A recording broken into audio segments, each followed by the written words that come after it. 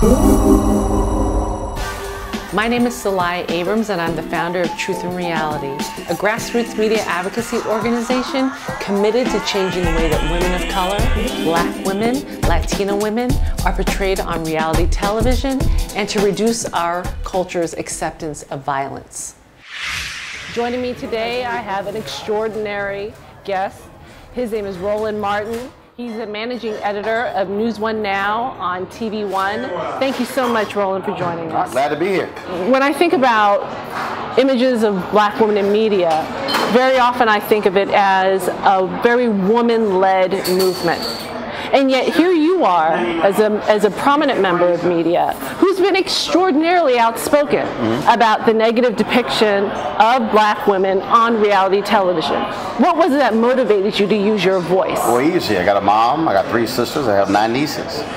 When I ran the Houston Defender, the publisher was an African American woman, and that is simply a part of who I am. And so, look, I got a Black wife. I got sisters all throughout my life, and so, you can't be an African American man and not be concerned about the image of African American women. And so, if you think back to the Civil Rights Movement, you look at that particular movement. So here you had African Americans who were fighting for rights, yet within that very movement, you had sisters who played an integral part, who were marching, who were being beaten, who were going to jail.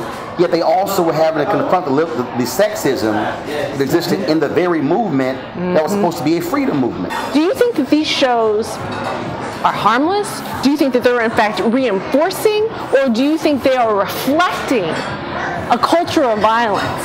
The thing that I try to get people to understand about what you watch, this is no different than we talk about the food deserts in our community.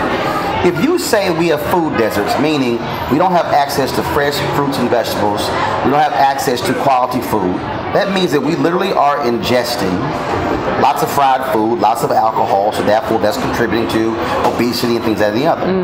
So if we're saying consuming unhealthy food leads to unhealthy bodies, why is it that consuming unhealthy television does not lead to an unhealthy mind? Let me be clear then. So then why is it that advertisers are willing to spend $3 to $4 million for a 30-second spot during the middle of the Super Bowl? Well, I'll give you this example. There's a great book called An Empire of Their Own, How the Jews Invented Hollywood. It's an award-winning book, and it really takes you to the creation of Hollywood. What we now know as the American dream never existed. It was created. So here you had these Eastern European Jews who came to the United States. They had a view of America. They found Hollywood. They create movies. Those movies create the American dream. So what we know as the American dream wasn't created in America, it was created in Hollywood. So to act as if somehow mass media doesn't play a role in how we perceive ourselves, that's lunacy. So African Americans, according to the Nielsen study, we watch 7 hours and 37 minutes of TV a day. 47 hours a week. Black women watch TV 38 minutes more than Black men. Black men are largely watching sports and other kind of programming. Black women are watching dramas, they're watching soaps or reality shows. So we're both on the same page about the fact that there's an impact and it's affecting our community.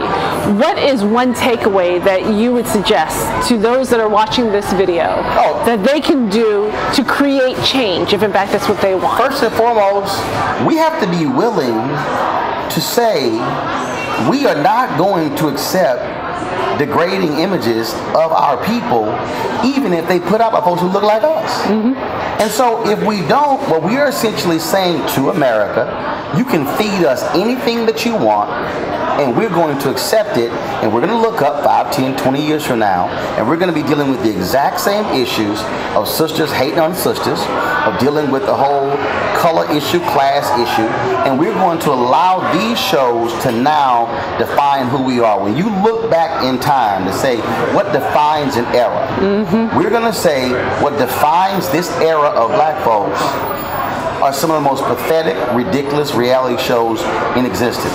Well, I am so grateful that there is someone like you out there representing us, defending us, advocating for us, loving your sisters in this way. I thank you. I appreciate you. Thank you for taking time to come out and to support us.